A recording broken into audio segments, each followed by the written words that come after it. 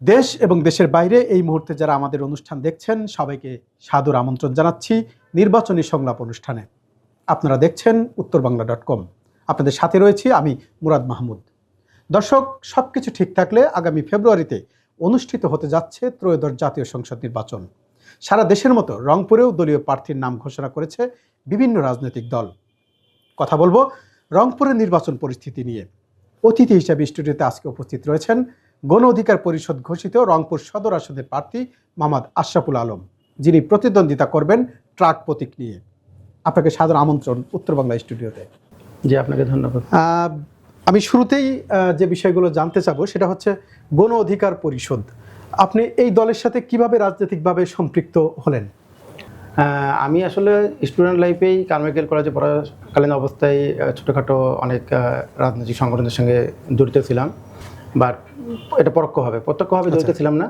কিন্তু যখন আমি ঢাকায় করি, ঢাকায় আমি একটা ব্যবসা প্রতিষ্ঠান চালাই, আমি একটা ব্যবসা প্রতিষ্ঠান আমার আছে, এবং আমি একটা সময় 24-এর গণ অভ্যুত্থানের পরে যখন অনেকেই এই রাজনীতির সঙ্গে সংশ্লিষ্ট হয়ে যায়, তো আমারও একটু নিজে থেকেই একটা আগ্রহ ছিল যে রাজনীতিতে আমি ইনভলভ সক্রিয় হবে। তো তখন সক্রিয় হওয়ার এই প্রেক্ষাপটটা খুঁজতে গিয়ে আমি ভিপি নূরকে যেহেতু আগে থেকেই চিনতাম, গণ অধিকারকে চিনতাম, এই চিন্তা ভাবনা থেকে চিন্তা করলাম যে যেহেতু গণ অভ্যুত্থানের একটা স্টেক হোল্ডার হলো গণ অধিকার পরিষদ, এবং এই চিন্তা থেকেই যে মানুষের জন্য কাজ করার চিন্তা ভাবনা থেকেই গণ অধিকার পরিষদে যোগদান করা আমার আর কি। বেসিক্যালি পেশাজীবী অধিকার পরিষদে প্রথমে আমি আসি, পরে ওখান থেকে আমি মূল দলে আসি গণ অধিকার পরিষদে। ইতিমধ্যে তো রংপুরে নির্বাচনী প্রচারণা বিভিন্ন রাজনৈতিক দল শুরু করেছে, অনেক দলই ইতিমধ্যে প্রার্থী ঘোষণা করে দিয়েছে। তো আপনার প্রস্তুতি কতটুকু আগামী নির্বাচন ঘিরে? বেসিক্যালি আমি তো রংপুরের সন্তান, রংপুরে আমি ছোটো থেকেই বড় হয়েছি। রংপুরে আমি এখানে দর্শনা স্কুল অ্যান্ড কলেজে পড়াশোনা করেছি, ওখান থেকে এসএসসি পাস করেছি, রংপুর মডেল কলেজ থেকে আমি ইন্টারমিডিয়েট পাস করেছি। আচ্ছা। এবং একটা সময় আমি কারমাইকেল থেকে অনার্স মাস্টার্স করেছি। তো এখানকার সন্তান, আমি রংপুরের সন্তান, বেসিক্যালি রংপুর শহরের সন্তান। তো এইখান থেকে মনে হয় কি যে আমি যেখানেই যাচ্ছি এখন, আমি আমার প্রচার প্রচারণায় যে জায়গাতেই যাচ্ছি মানুষের স্বতঃস্ফূর্ত সমর্থন পাচ্ছি, মানুষের উৎসাহ পাচ্ছি। তো এটা আমার কাছে অনেক অনুপ্রেরণাদায়ক, এবং আমার মনে হয় যে আমি যেভাবে আগাচ্ছি হয়তো ইনশাল্লাহ ভালো কিছু হবে। সামনে 3 আসনের যে নির্বাচনটা হবে, এখানে আমাদের গণ অধিকার পরিষদ একটা ভালো রোল প্লে করবে। সাধারণ মানুষের কাছ থেকে যে পরিমাণ সাড়া পাওয়ার কথা সেটা কি পাচ্ছেন? বেসিক্যালি ভিপি নূরকে তো সবাই চেনে। এখন আমি ব্যক্তি আশরাফ যখন যাই, যখন ভিপি নূরের পক্ষ হয়ে যায় বা গণ অধিকারের পরিষদের পক্ষ হয়ে যাই, তখন মানুষ আমাকে স্বতঃস্ফূর্তভাবেই নিচ্ছে এবং মানুষ অনেক উৎসাহ দিচ্ছে। তো আমার মনে হচ্ছে যে আমরা মনে হয় যে মাঠে অনেক ভালো একটা রেজাল্ট আশা করতে পারি। এখন পর্যন্ত এই রাজনৈতিক যে মেরুকরণ, সেখান থেকে আপনার কি মনে হচ্ছে গণ অধিকার পরিষদ কি এককভাবে নির্বাচন করবে নাকি কোনো জোটে গিয়ে জোটগতভাবে নির্বাচন করবে? না, আমরা এখনো দলগতভাবে কোনো ডিসিশন নেইনি যে আমরা কোনো জোটে যাব কি না। আমরা বেসিক্যালি 300 আসনেই আমরা প্রার্থী ঘোষণা করব, অলরেডি 200 হয়ে গেছে। তো 300 আসনে আমরা প্রচার প্রচারণা করব, এবং আমাদের দল যদি হাইকমান্ড যদি ডিসিশন নেয় যে আমরা জোটে যাব, সেক্ষেত্রে দল যে সিদ্ধান্ত নেবে যে জোটভিত্তিক যে রাজনীতি বাংলাদেশে চলমান আছে বা বিগত সময়ে এটা ছিল, যদি জোট হয়ে যায় তাহলে আমরা জোটে গেলাম, তখন হয়তো জোটের যে ডিসিশন হবে সেটা আমরা সবাই প্রতিপালন করব। রংপুরের রাজনৈতিক প্রেক্ষাপট আমরা যদি আগের দিনগুলো বিচার বিশ্লেষণ করি, এখানে কিন্তু আগে থেকে কিন্তু জাতীয় পার্টির একটা প্রভাব লক্ষ্য করা গেছে এবং দীর্ঘদিন ধরে তারা এই আসনগুলোকে দখলে রেখেছে। এখন তো বাংলাদেশের রাজনৈতিক প্রেক্ষাপট অনেক পরিবর্তন হয়েছে, ঠিক এই মুহূর্তে আপনার কি মনে হচ্ছে? 1979 সাল থেকেই রংপুরের রাজনীতিটা জাতীয় পার্টির গ্রিপে চলে আসছে, এটা বলা যায়। কারণ এর আগে মুসলিম লীগ ছিল বা আওয়ামী লীগ কিছু সময় এখানে ছিল, তারপর থেকে টু বি কন্টিনিউ রংপুরের রাজনীতিটা পুরো জাতীয় পার্টি নিয়ন্ত্রণ করেছে। তো বেসিক্যালি জাতীয় পার্টিকে এখানে এখনকার যে প্রেক্ষাপট, 24-এর গণ অভ্যুত্থানের যে প্রেক্ষাপট, এখানে জাতীয় পার্টিটা অনেক অংশেই জনপ্রিয়তা হারিয়ে গেছে, বিকজ অফ এখানে এরশাদ সাহেব নাই। তো আমার মনে হয় যে এখনকার যে প্রেক্ষাপট, তারুণ্যের বাংলাদেশে এখন নতুন করে সবাই চিন্তা ভাবনা করতেছে যে আসলে এখানে কীভাবে পরিবর্তন ঘটানো যায়। তো এখানে হয়তো বিএনপি আছে, জামাত আছে, আমাদের গণ অধিকার পরিষদও আছে, এখানে হয়তো আরও আদার্স কিছু দল আছে। তো আমাদের গণ অধিকার পরিষদ যেহেতু তারুণ্যের দল, তো আমাদের একটা এখানে অনেক বড় একটা ইস্যু আছে। যদি আমরা ভালো কিছু ইফেক্টিভ কোনো রোল প্লে করি তাহলে হয়তো সামনে নির্বাচন আমরা ভালো কিছু। আপনি যেমনটি বলছিলেন তারুণ্যের দল, আমরা ভিপি নূর কেউ জানি, তিনি একজন তরুণ ব্যক্তিত্ব, আপনিও প্রার্থী হিসাবে অনেকটাই তরুণ। তো এই তারুণ্যের প্রতিনিধি হিসেবে আপনি তরুণদের জন্য কি করতে চান না যদি কখনো সুযোগ হয়? তারুণ্যের প্রতিনিধি হিসেবে আমি প্রথম যদি রংপুর 3 আসনে যদি আমি নির্বাচিত হয়ে যাই বা নির্বাচিত হই, সেক্ষেত্রে আমি প্রথমেই রংপুরকে মাদক মুক্ত করার চেষ্টা করব। তারপরে যে জিনিসটা দারিদ্রতা বিমোচনের জন্য একটা কাজ করবো, এখানে একটা ইউনিভার্সিটি, কৃষি ইউনিভার্সিটি, এখানে বিজ্ঞান প্রযুক্তি ইউনিভার্সিটি প্রয়োজন, এখানে চিকিৎসার লট অফ সমস্যা আছে এই জায়গায়, এখানে বৈশ্বিক কোনো মেডিকেল কলেজ নাই বা এখানে হসপিটাল নাই, সেটা আমি ট্রাই করব এখানে একটা বৈশ্বিক ভালো মানের একটা করার জন্য, মেডিকেল কলেজ করার জন্য। ইভেন এখানে আমাদের যে কী বলে এটাকে চিকিৎসার পরে যে জিনিসটা আছে শিক্ষা, তো আমরা চেষ্টা করতে শিক্ষাকে যেন ভালো একটা অবস্থানে তৈরি করার জন্য এবং শিক্ষার ইমপ্রুভমেন্টে কাজ করব।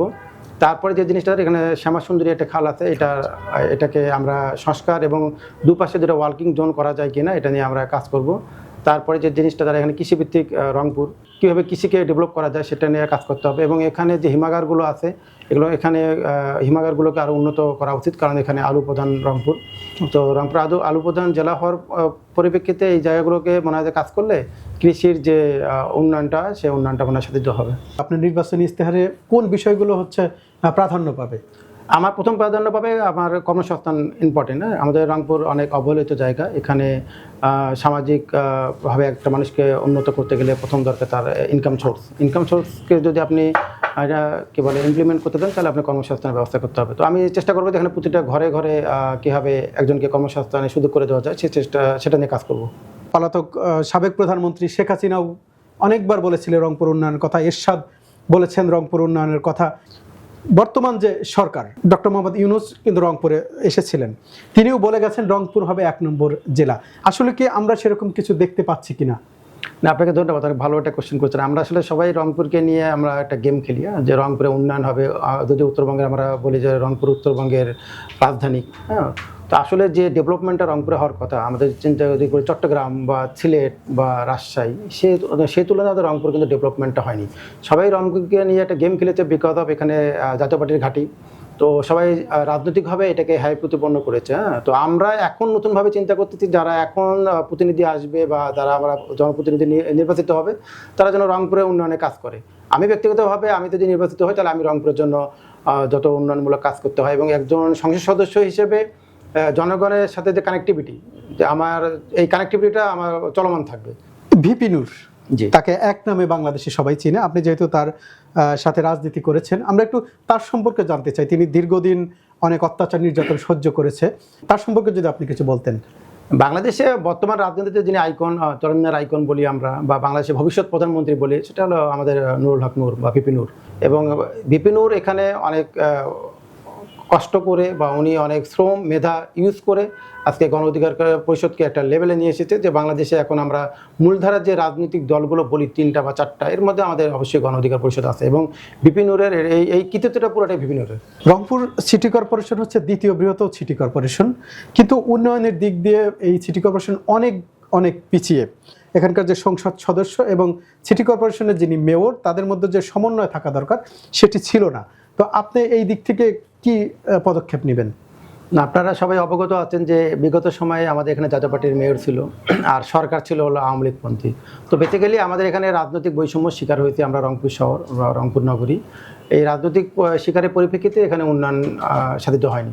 আপনার নির্বাচনী ইশতেহারে এই বিষয়গুলো কি তুলে ধরেছেন? জি, আমার নির্বাচনের ইশতেহারে এই বিষয়গুলো উল্লেখ করা আছে। 21টা ইশতেহারে 21টা ধারা আছে। 21টা ধারায় মোটামুটি রংপুর 3 আসনের উন্নয়ন পরিকল্পনার একটা রূপরেখা তৈরি করা হয়েছে এখানে। আপনাকে যদি আপনার নির্বাচনী এলাকার যারা ভোটার, রংপুর সদর অর্থাৎ 3 আসনের ভোটারদের উদ্দেশ্যে কিছু বলতে আহ্বান করি, কি বলবেন? আমি রংপুর 3 আসনে সকল ভোটারদের উদ্দেশ্য এটাই বলবো যে আপনারা পরিবর্তন আনুন। আপনারা পরিবর্তন চাইলে রংপুর শহর পরিবর্তন হবে। আপনাদের মাইন্ড পরিবর্তন করুন। আপনারা জাতীয় পার্টি বা পুরাতন ধারার যে রাজনীতি, এখান থেকে বের হয়ে এসে নতুনদেরকে আপনারা সুযোগ করে দিন, যারা মানে প্রকৃতপক্ষে রংপুরে উন্নয়নে কাজ করবে। হ্যাঁ, অসংখ্য ধন্যবাদ আমাদেরকে সময় দেওয়ার জন্য। আপনাকে ধন্যবাদ। দর্শক, আজকের মতো শেষ করতে হচ্ছে নির্বাচনী সংলাপ। দেখা হবে পরের পর্বে নতুন অতিথি এবং নতুন সব প্রশ্ন নিয়ে। সে পর্যন্ত সবাই ভালো থাকুন, সুস্থ থাকুন এবং নিরাপদে থাকুন। আর সর্বশেষ সংবাদ জানতে ভিজিট করুন www.uttorbangla.com।